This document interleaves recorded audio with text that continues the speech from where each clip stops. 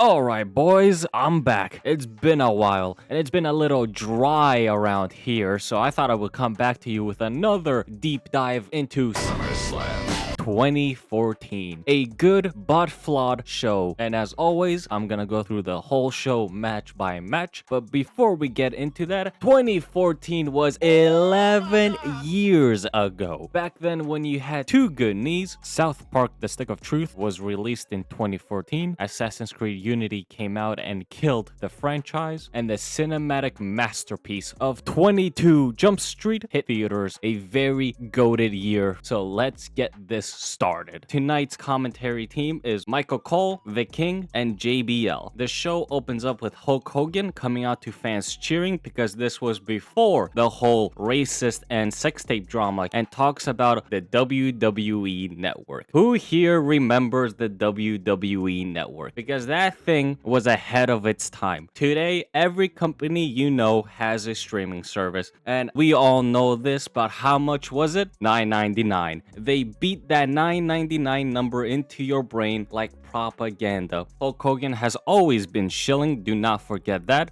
and the crowd was eating it up. The $9.99 was over more than most wrestlers are today. The first match of the night starts, and it is Dolph Ziggler versus Miz for the Intercontinental Championship. Miz is the champion defending the title, and the match starts off with the Miz coming out and cutting a heel promo on the crowd, the city, and Dolph. He doesn't say anything of note, nothing too crazy. He just makes fun of Dolph and the city. A very basic heel promo just to get the crowd to heat up. Then Dolph comes out and the match starts. The match was very good. I really enjoyed this match. This match was great. It didn't have any stupid spots. It didn't have any crazy jumps. It didn't have to go over the wall. It was just two very good professional wrestlers wrestling a very good, strong match. It had a lot of chain wrestling, and the flow of the match was perfect. Every move told a story, and the match flowed perfectly. Those two had the match of the night, and it was the opening match. If you haven't seen this match, I highly recommend it. It is a very good wrestling match. Nothing crazy, nothing stupid, nothing over the top, just two good wrestlers chain wrestling and entertaining the crowd for 15 minutes. Dolph Ziggler picks up the win, and he is the new Intercontinental Champion, and I would have to give this match a 5 out of 5 ranking. It was a very good match, and I cannot recommend it enough because it was just pure wrestling and nothing else. Something that is extremely lacking in today's WWE. This match was clean, it was good, and it flowed, and it told a perfect story. Miz always played the heel. He tried to do his heelish moves. He tried to run away at some point, getting that heel heat. Dolph stopped him as the babyface. There was a moment where Miz hit the skull-crushing finale out of nowhere, and everybody thought that the match was gonna end, but Dolph kicked out. And one other thing about what made this match so good, it did not go overboard with the finisher kickouts. Dolph Ziggler did kick out of Miz's finisher, but that was pretty much it. It was a strong, solid wrestling match between two solid wrestlers, and it entertained the crowd without it having to go overboard or over the wall for no reason. Unlike every wrestling match today that has to do something crazy or something stupid to get the crowd involved, I highly recommend it if you have not seen it. After that magnificent match between Dolph and Miz, we cut back to a video vignette going over the match of Brie Bella and Stephanie McMahon. No.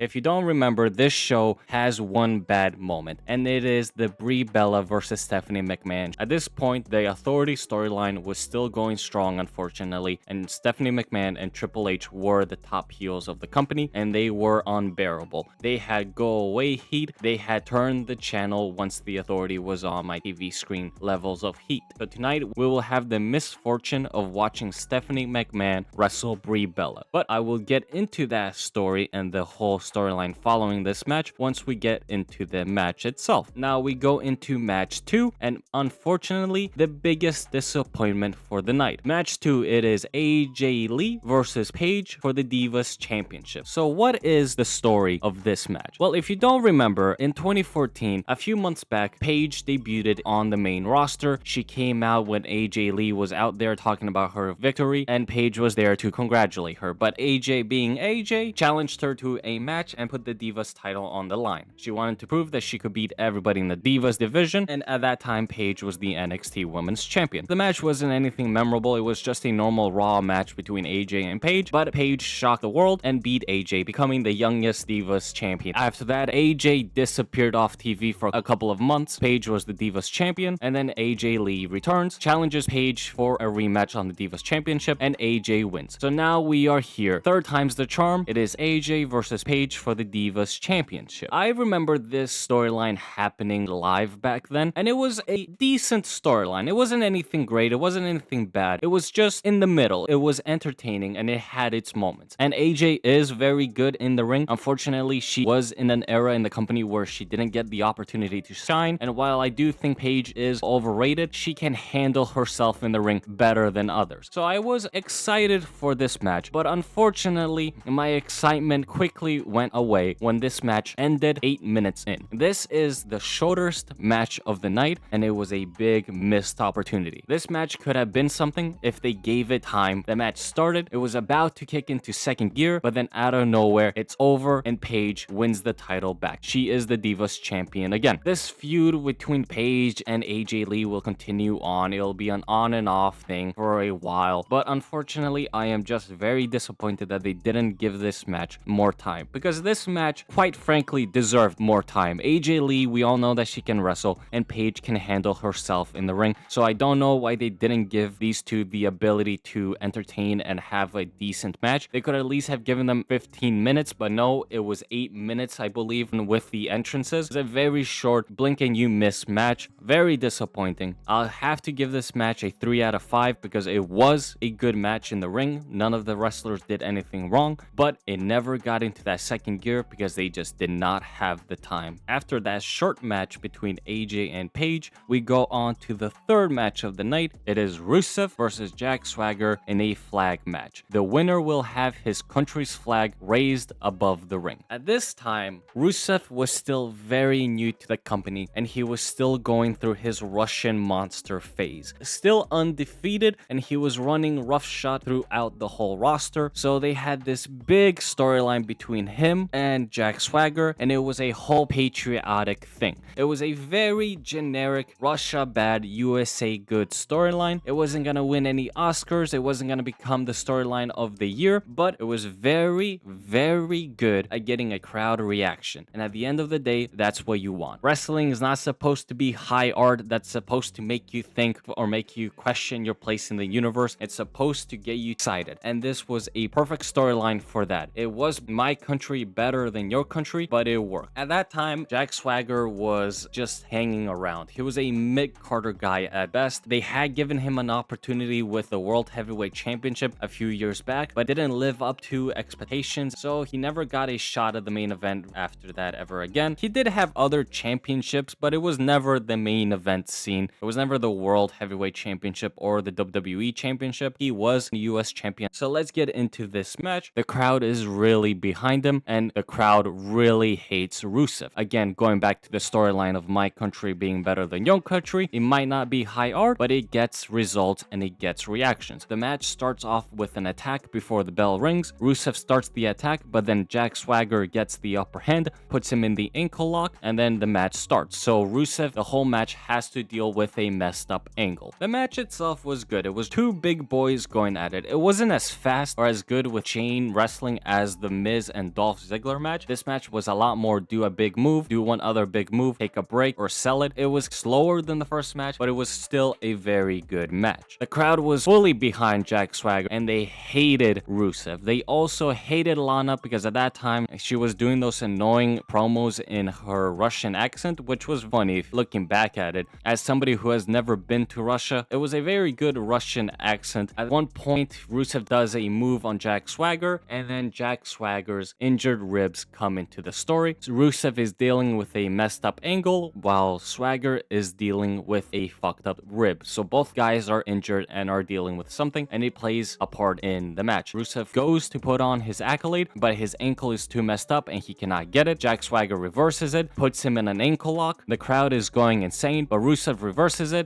One thing I do want to talk about with Rusev, he was built as the Russian monster from Russia, or whatever. He was built as a Russian, but on his shoulder, he has a very visible tattoo of Bulgaria, an ex-Soviet country, but Bulgaria and Russia today are not really that friendly or allies. Bulgaria isn't Serbia. Serbia is close with Russia. Very weird to have this Bulgarian man act like he's Russian just because he kinda looked Russian. He doesn't even look Russian. I don't know what I'm saying. When he had a very visible Bulgarian tattoo on his shoulder, did they just hope that Americans didn't know what Bulgaria was and just assume everybody outside of the US is just Russian? Maybe. It kinda worked though. People did buy it, so maybe they were right. Maybe Americans don't know the difference. Anyways, moving on from this weird little spurg I had about his tattoo. No, I gotta go back. That tattoo always bothered me because it always took me out of the story and his character. He is supposed to be Russian. He is supposed to be representing Russia, but he has a Bulgarian tattoo on his shoulder. Why was he so pro-Russian if he is the Bulgarian brute? Why wasn't he just a Bulgarian patriot? Why didn't they have it Bulgaria versus USA? I know why they didn't, because that doesn't make any sense. No American knows what the hell a Bulgaria is. They know what a Russia is, so I guess maybe that's why. But then why wouldn't they have him cover up the tattoo? Why not give him like sports tape, make him wear a shirt, do something? Why have the tattoo so visible? Every time Rusev came out here representing Russia, he had a big ass Bulgarian tattoo. Anyways, getting back to this match, we were left off with Rusev reversing the ankle lock. So now we go into the end of the match. Rusev still has to deal with the messed up angle, but he just powers through it, puts Jack Swagger in his submission, and then Jack Swagger passes out from the pain. Lana and Rusev are celebrating, and as the Russian flag is raised over the ring, the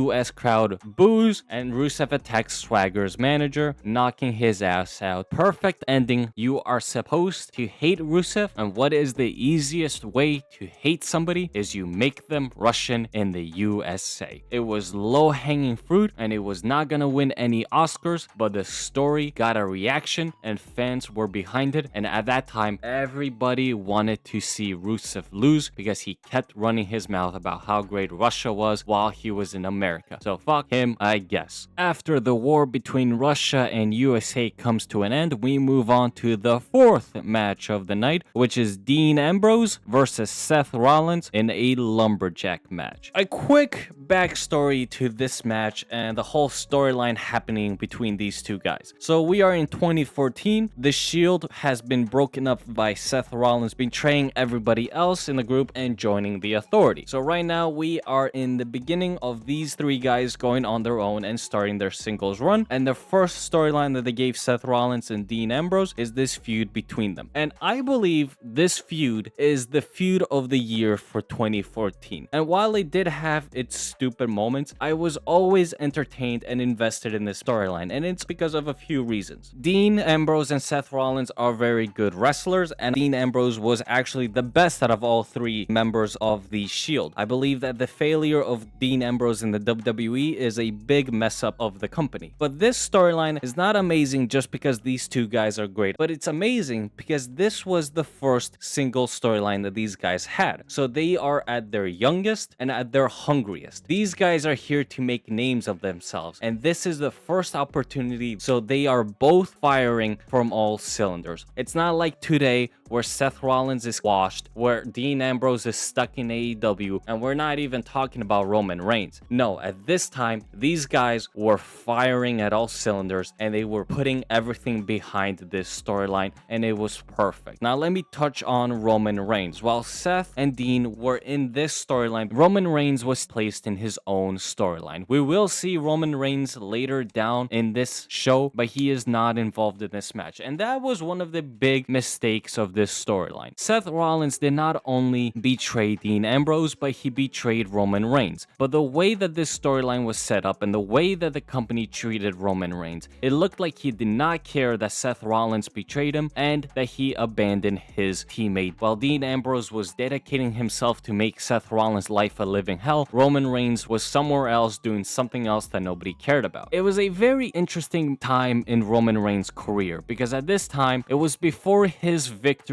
in that Royal Rumble where the crowd turned on him. The crowd is is somewhat behind him, he's still not the tribal chief yet, and he hasn't come out of his shell yet. Roman Reigns was pushed too quickly for his own good. It was very obvious that Roman Reigns was not ready for the spot that they were putting him in. He still needed a lot of time in the oven, and he would not be ready for a main event spot until 2020. So let's get back into this lumberjack match between Dean Ambrose and Seth Rollins. Now, before I get into the match, lumberjack matches are a bunch of people are outside of the ring, and their job is to make sure that the wrestlers do not get out of the ring and run away. Because at the storyline, Seth Rollins always ran away from Dean Ambrose or hid behind other people to do his dirty work while he got the victory over Dean. So this match was supposed to put an end to that and give Dean Ambrose a fair shot. And of course, we have the super rare Stardust sighting. Stardust is a lumberjack. Thank God we see Stardust. Stardust, as we all know, is the GOAT. He is the man that carries this company, and he is the one that put this company on his back and made it great. And oh my God, is Stardust amazing? He's not. I know every lumberjack that is around that ring. One of the lumberjacks is this tall dude with the beard, and I have no idea who this guy is. Who the hell is this guy? Who is he? Who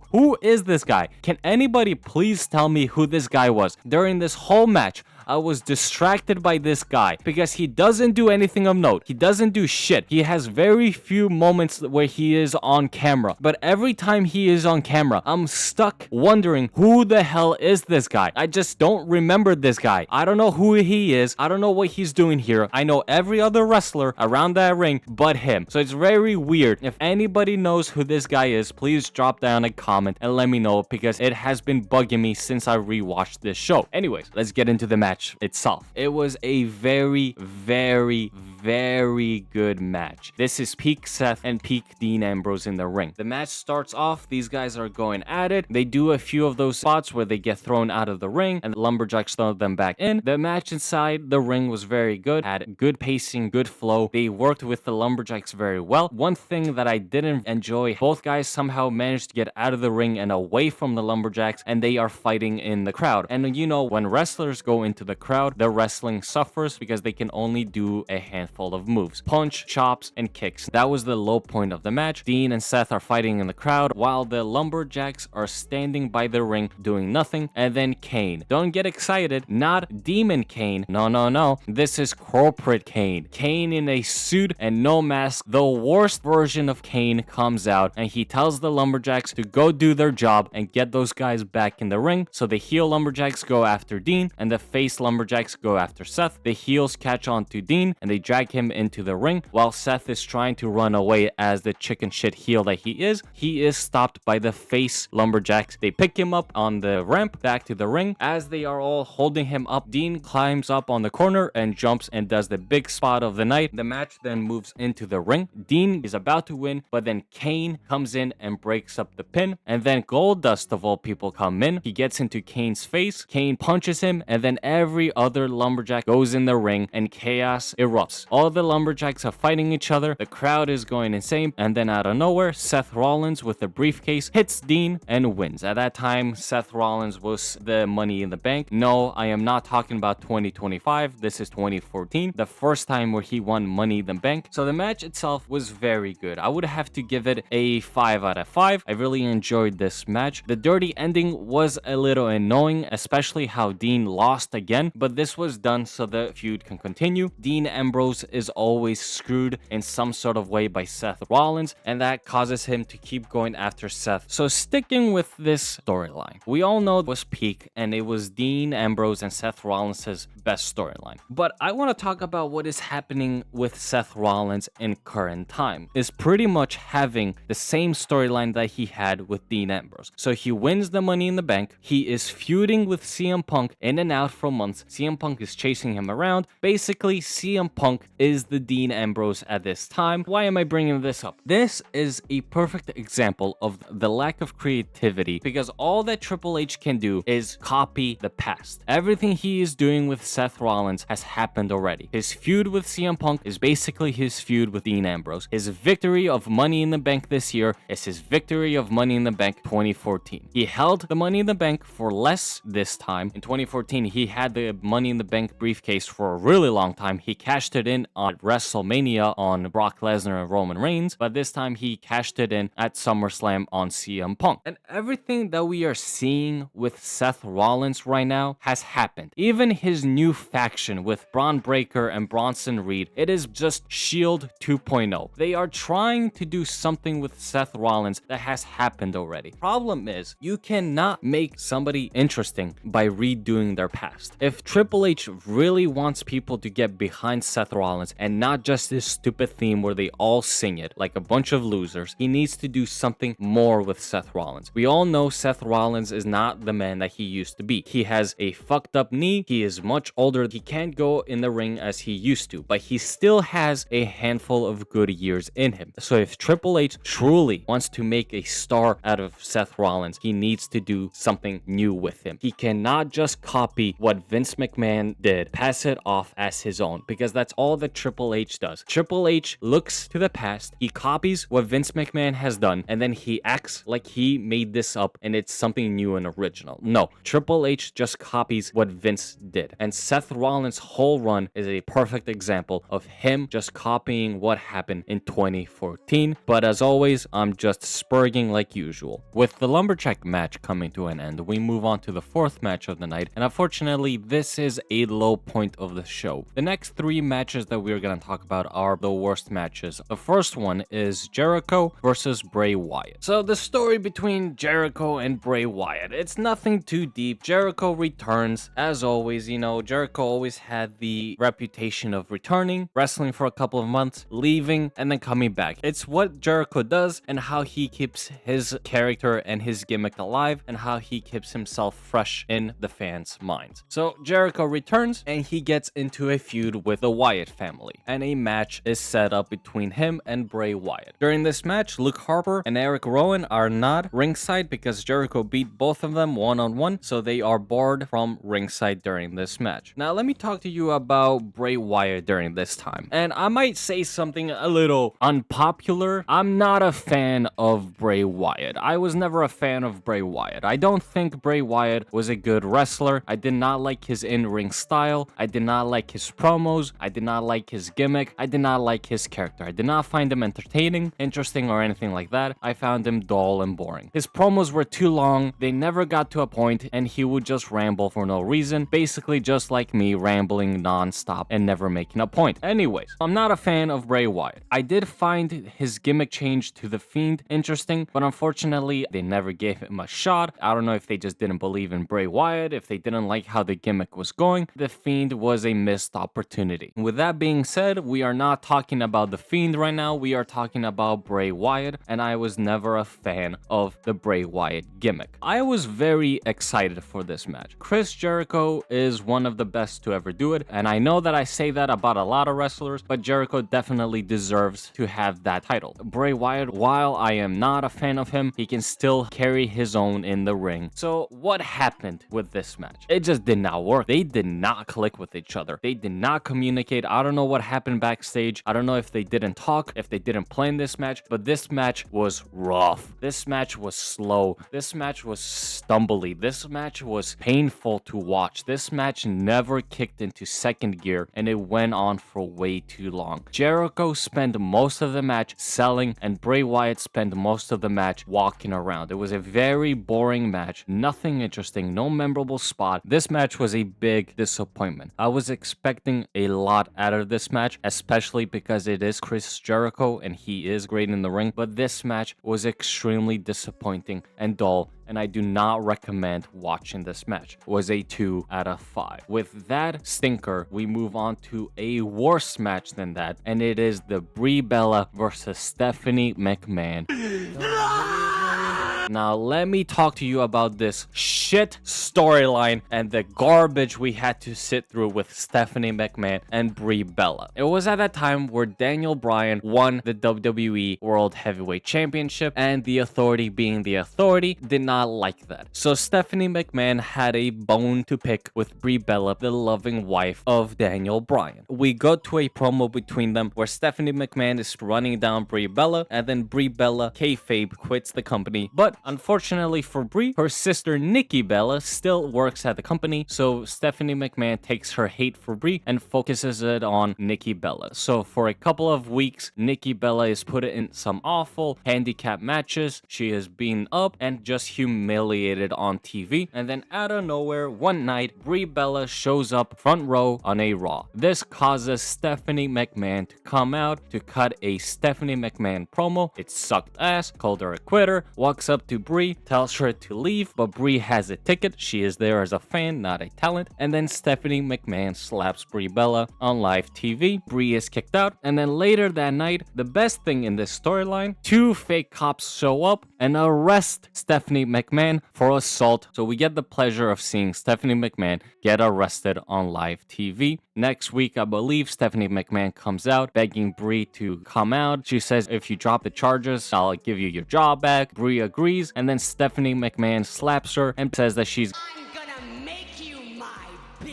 now that she's back in the company, and this continues the feud. The next big event in this feud is Stephanie McMahon comes out with the personal trainer of Daniel Bryan, and the personal trainer says that her and Daniel Bryan have been having an affair behind Brie Bella's back. Brie Bella comes out, attacks the personal trainer, and then Brie Bella is arrested for assault, and then more shenanigans. What a boring ass storyline. We come to this match. Did this feel long when I was explaining it? Because it felt like I just read a whole fucking textbook. This storyline was that garbage. Anyways, let's talk about this awful match, the worst match of the night. It went on longer than the AJ Lee and Paige match. If that makes you feel anything, it should probably make you feel pissed that they had us watch a Stephanie McMahon match in 2014 and they did not even put her in there with a wrestler that could wrestle. They put her in there with Brie Bella. Brie Bella and Nikki Bella are two of the worst female wrestlers in company history. Anyways, this match was god awful. There's nothing for me to say about this match because the in-ring style of this match was non-existent because both of these broads can't wrestle for shit. So let me skip to the ending. Triple H comes out. He looks like a damn goof running down in his suit, and then Nikki Bella comes out. Brie is standing in the ring with Stephanie. Nikki's on the other side, and then out of nowhere, for no reason, Nikki Bella attacks Brie Bella and Stephanie McMahon picks up the win. So we had to sit through 15 minutes of garbage just to see a dirty finish where Stephanie McMahon wins, and this terrible storyline is coming to an end, but it is getting replaced with the worst Bella storyline, Nikki versus Brie. This feud too sucked ass. This was a 0 out of 5. Do not watch it. Just garbage. Erase from your memory. It never happened. After that, we move on to the next match, which is Randy Orton versus Roman Reigns. Just a quick story of how this match happened. A few weeks back, Randy Orton jumped Roman Reigns, so this match was set up. That's the storyline. That is the backstory. But I don't really care about talking to you guys about the storyline of this match because when I go into the match, you'll see that it's not important. But what I do want to talk about is the weird place that we find Roman Reigns in right now. As I touched on it before, this is the time Dean and Seth are feuding, and Roman Reigns is just a side character in that story, even though he should have been a main character. So what the hell is Roman Reigns doing? That's a very good question. Roman Reigns is doing jack shit. He finds himself in this weird era where he is being prepared to become the next face of the company, but he is still lacking a lot of skills. His mic skills are not good, his in-ring ability is not the best, and he is connecting with the crowd for now, but when his Royal Rumble victory happens, he becomes the most hated man in wrestling for years. So what the hell happened with Roman Reigns? Why was the beginning of his career so bad with the end being so good? I don't know what Vince McMahon was thinking. He spent years trying to push Roman Reigns as a good guy. Roman Reigns had the big dog gimmick for years. He wouldn't lose that gimmick until his return in 2020 where he became the tribal chief, and for some reason Vince McMahon, the guy that always knew how to build talent, just could not figure it out with Roman Reigns. He tried to do the John Cena playbook, have a good guy as the face of your company, but as we all know, that did not work out. Every time Roman Reigns was pushed as a good guy, the crowd crowd turned nuclear against him. He had to turn heel and tell the crowd to go F off for the crowd to finally cheer. So it is a weird time in the company because Vince McMahon, the guy that knows wrestling, the guy that created wrestling, could see the talent of Roman Reigns. However, Vince McMahon failed so hard at making Roman Reigns. If he just wasn't stuck on the babyface Roman Reigns, we could have had heel Roman Reigns a lot sooner and his career could have been a lot better. Because as of now, the beginning of Roman Reigns' singles career is god-awful. There's no point of going back to it. There's no point of talking about it. There's no point of even remembering it. It is an embarrassment to the company and how they were failing for years. So let's get into this match. This match did not click. I know Roman wasn't the best in-ring talent at that time, but Randy was a veteran at this point and one of the best of all time. So this match should have worked, but this match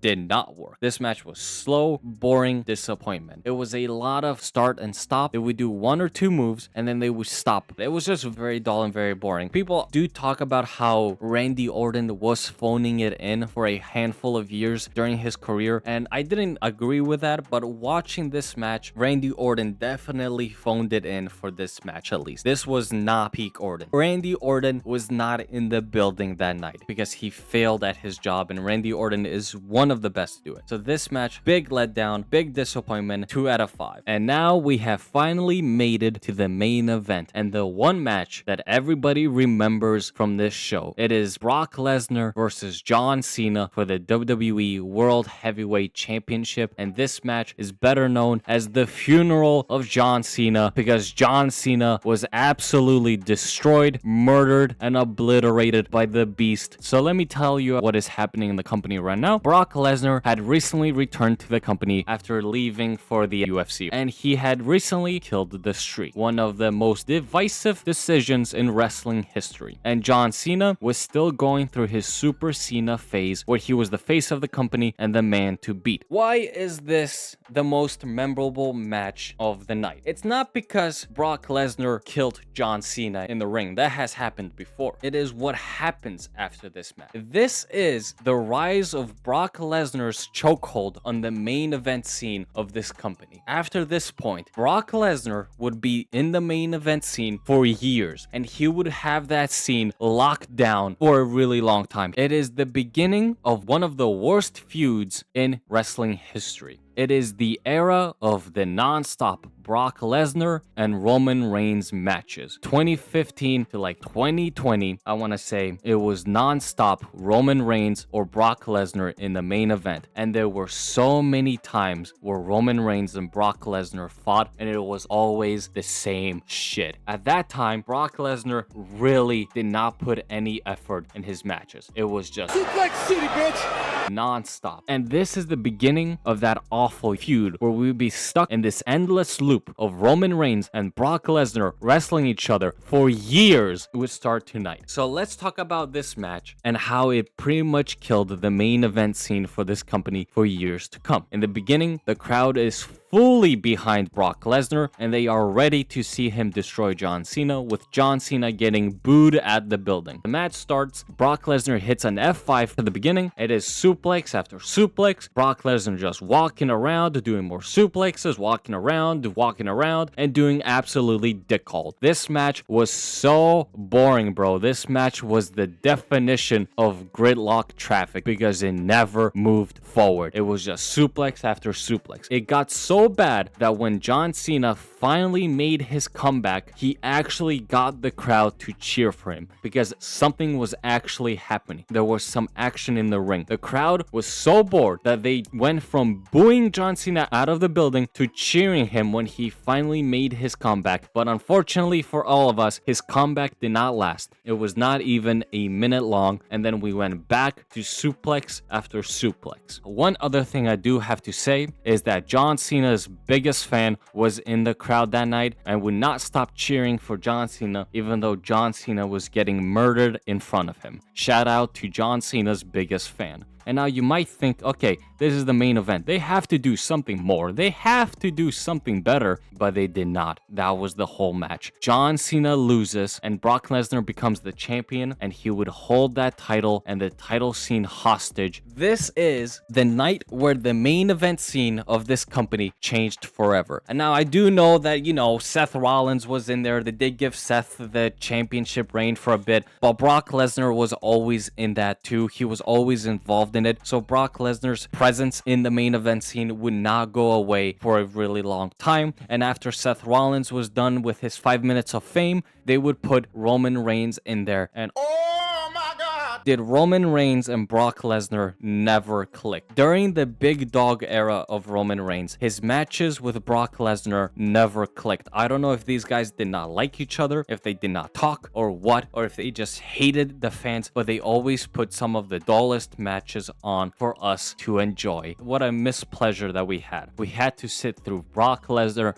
and Roman Reigns wrestle each other for the same belt for eons. It probably aged everybody by 20 years. That feud between Brock Lesnar and Roman Reigns, it was one of the worst things to happen to that company. And yeah, that is my review of SummerSlam 2014. I'm gonna pop a chart up showing the juiciest to least juiciest match that we had tonight. Overall, this show was good, but flawed. There was a handful of matches that were absolute shit, but the good matches were so good that it takes away the shittiness. This show is the beginning of the end for the main event scene for years to come, but even with that being said, the matches that we got tonight were great. Some of them, not all of them, but it was still a great show, and it is the beginning of an era, you might say. It is the beginning of the Brock Lesnar versus Roman Reigns era, where Brock Lesnar got his main event push, they fed him Seth Rollins, and then they kept feeding him Roman Reigns over and over and over again, even though everybody was begging for it to stop. If you haven't seen this show, I highly recommend it. It is a great SummerSlam, and it is the beginning of a lot of big things for the company. Some good, some bad. It is the continuation of that wonderful storyline between Dean Ambrose and Seth Rollins. It is the rise of Brock Lesnar and the death of Super Cena. It is the continuation of the experiment of Roman Reigns, and it also has that wonderful match between Miz and Dolph Ziggler in the beginning. Highly recommend it. Check it out. You won't be disappointed. Thank you all for watching.